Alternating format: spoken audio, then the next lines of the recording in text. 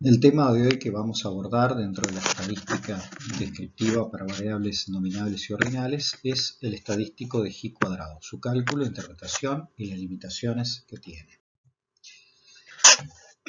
Estamos recordando cuál es el sentido que tiene un coeficiente que mida la asociación entre las variables. La estadística básica fundamentalmente tiene como centro el resumen y la descripción de datos en forma resumida y elocuente. Por tanto, en el campo, en la temática de la relación entre variables, es un objetivo natural que uno se pueda plantear la tenencia de un número, de un estadístico que permitiera condensar cómo se distribuyen conjuntamente las variables y responder básicamente a las preguntas.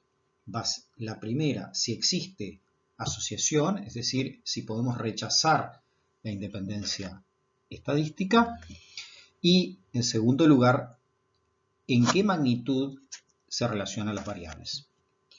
Una de las formas que podríamos pensar de construir este estadístico sería partir de las discrepancias. Recordemos que las discrepancias es el nombre que recibe a la resta de las frecuencias observadas en una tabla de contingencia, en una celda de la tabla de contingencia, y las frecuencias esperadas que se calculan para esa celda con base a la hipótesis de independencia estadística. Podríamos pensar que esta suma de discrepancias, es decir, la sumatoria de todas las discrepancias computadas en cada una de las celdas de la tabla, permitiría tener una medida resumen que a la vez informara si existe o no independencia estadística y con qué grado fuerza se relacionan las variables. En la medida en que hay un distanciamiento, un apartamiento de lo observado respecto a lo esperado, es decir, de esa tabla de contingencia respecto a la tabla con frecuencias esperadas, deberíamos concluir que la relación existe y que es fuerte o que tiene cierto grado de asociación importante. Sin embargo, nuestra idea inicial de estadístico tiene un problema. La suma de las discrepancias en las celdas de una tabla de contingencia es igual a 0. Esto obedece a que uno está sumando valores positivos y negativos con la misma cantidad, tal como podría imaginarse, y se puede corregir con relativa facilidad elevando al cuadrado los sumandos en cada una de las celdas. Esto es frecuencias observadas menos frecuencias esperadas elevadas al cuadrado. Hecho esto, queda todavía un problema en la medida que estamos construyendo, que es los grupos y las celdas en una tabla tienen diferentes cantidades de casos.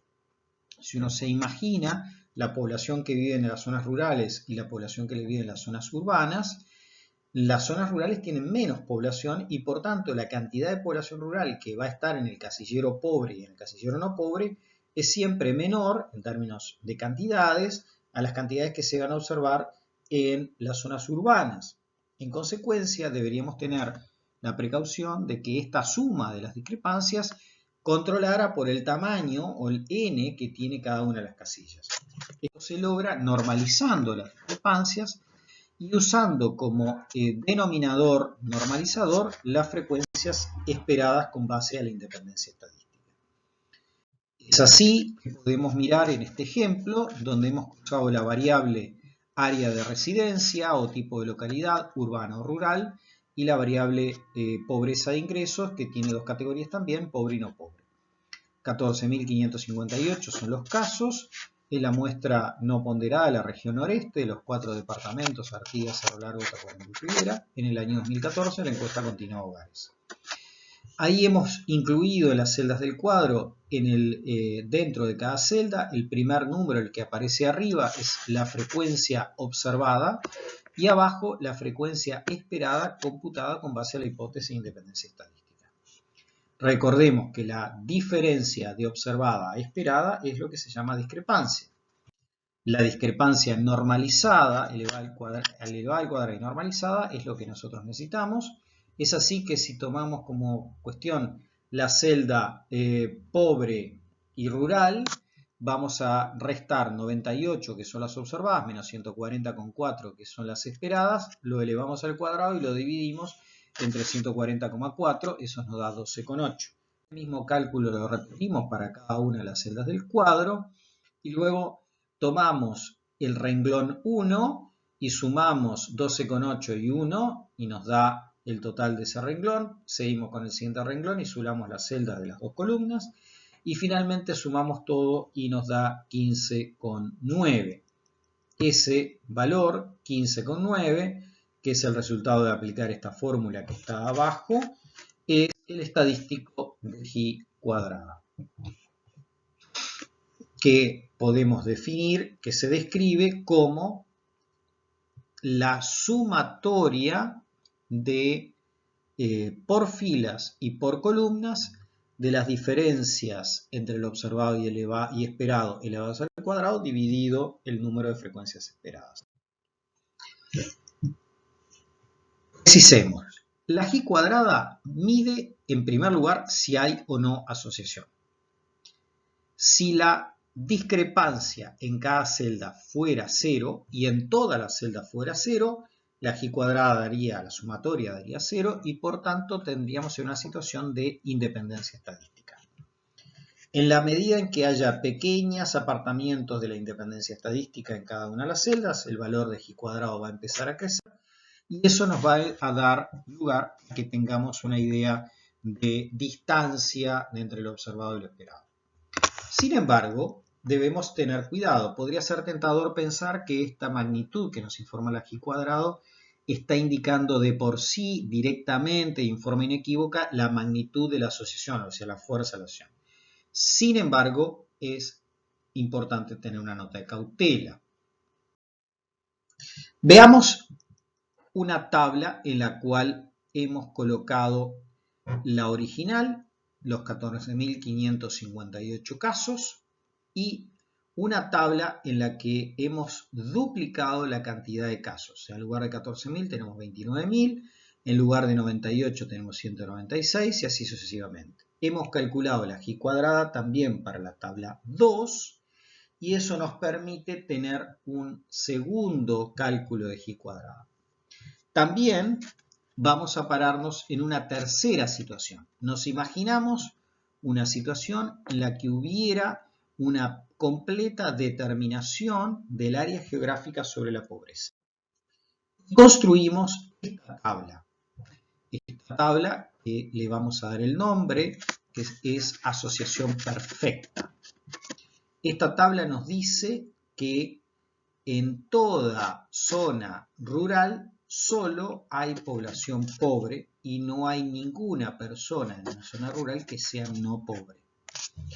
Hemos distribuido los casos de tal forma en que se comportan así. Insisto, esto es un caso ideal que estamos construyendo para entender el concepto de asociación perfecta. Pasamos a ver ahora la comparación de los J cuadrado que hemos calculado en cada una de las situaciones. En el caso 1, que era el original, el J cuadrado es 15,9. En el caso 2, donde duplicamos el número de casos, el valor de J cuadrado es 31,8, o sea, es lo mismo que el original multiplicado por 2. Estamos viendo que la magnitud, el valor estimado del J cuadrado está dependiendo del n que tenemos en la tabla. Finalmente, el caso 3, donde recordemos, definimos una situación de completa determinación, es decir, de dependencia completa. Si uno vive en zona rural, solo cabe ser pobre. En esa situación, el J cuadrado vale 7.568. Como se comprende, es un número muy grande, muy distante del 15,9 que hemos obtenido. Este número le vamos a poner el nombre de límite superior. Y vamos a aclarar que es un límite superior que hemos construido sobre la base de una posible situación de independencia, de asociación perfecta, que es el de una celda vacía. Pero nos permite claramente valorar en términos relativos el 15,9 que obtuvimos en la tabla original. es decir, el 15,9 está apartado de 0, por tanto podríamos descartar sin problemas la independencia estadística, pero notoriamente cuando lo comparamos con un g cuadrado computado en el caso de asociación perfecta, dista muchísimo, está muy lejos. Estamos en condiciones entonces de resumir cuáles son las limitaciones del g cuadrado. En primer lugar, el g cuadrado hemos visto que depende del número total de casos, el n de una tabla. Cuanto mayor es el número de casos, mayor es la g cuadrada. Segundo lugar, valores grandes de g cuadrada no pueden ser interpretados directamente en términos de fuerza de asociación. Es decir, hay situaciones en que magnitudes fuertes pueden no ser la máxima observada. Mostramos la diferencia. Finalmente, valores de g cuadrado calculados en tabla distinta no pueden ser comparados directamente, es decir, a menos que el n sea exactamente el mismo. Tenemos esos tres problemas que nos introducen algunas limitaciones. Para finalizar, hagamos un resumen de cuáles son los pasos que damos cuando calculamos una g cuadrada. Primero, hacer la tabla de contingencia, ubicando las variables tal como están planteadas y haciendo una porcentación de la tabla y leyéndola en el sentido que corresponde. Todo esto forma parte de los primeros pasos de cualquier análisis de asociación.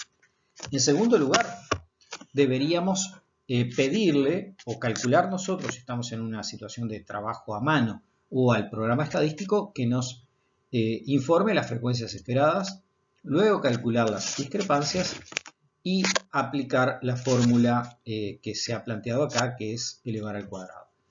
Cabe claramente advertir que los paquetes estadísticos pueden hacer todas estas cosas y lo hacen a pedido del usuario, pero que directamente los paquetes estadísticos informan el valor de la g cuadrada, que es lo que es necesario interpretar con claridad.